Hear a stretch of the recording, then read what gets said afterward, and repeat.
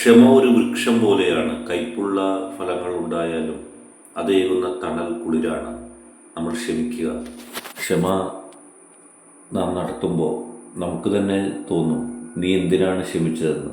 നിങ്ങൾക്ക് ഏറ്റവും ഇഷ്ടപ്പെട്ട ആളുകൾ നിങ്ങളോട് പറയും, എന്തിനാണ് ക്ഷമിച്ചത്, അതിൻ്റെ കാര്യം ഉണ്ടായില്ലല്ലോ, നീയല്ലേ വലുത് അവനേക്കാലോ അല്ലെങ്കിൽ അവളേക്കാലോ എന്നൊക്കെ പറഞ്ഞേക്കാം. പക്ഷേ നിങ്ങളതൊന്നും പരിഗണിക്കണ്ട. ക്ഷമ എന്ന് പറയുന്നത് ഒരു വൃക്ഷമാണ്. അതിൻ്റെ ഫലങ്ങൾ ചിലപ്പോൾ നിങ്ങൾക്ക് ഇമ്മീഡിയറ്റായിട്ട് നിങ്ങൾക്ക് ചിലപ്പോൾ കൈപ്പേറിയേക്കാം, ആരും സപ്പോർട്ട് ചെയ്തില്ലെന്ന് വരാം. പക്ഷേ അതേകുന്ന ദീർഘകാലത്തിലുള്ള ഒരു കുളിരും സമാധാനവും സമൃദ്ധിയും ഉണ്ട്. അതുകൊണ്ട് തന്നെ ക്ഷമയെ നിങ്ങൾ ചെറുതാക്കി കാണണ്ട. നിങ്ങൾക്ക് ക്ഷമിക്കാൻ കഴിയുന്നിടത്തോളം നിങ്ങൾ ക്ഷമിച്ചോളൂ. കാരണം നിങ്ങൾക്ക് മുകളിലൊരു ശക്തിയുണ്ട്. നിങ്ങളുടെ ക്ഷമയുടെ ഓരോ മാർക്കുകളും അവിടെ നിങ്ങൾക്ക് വീഴും.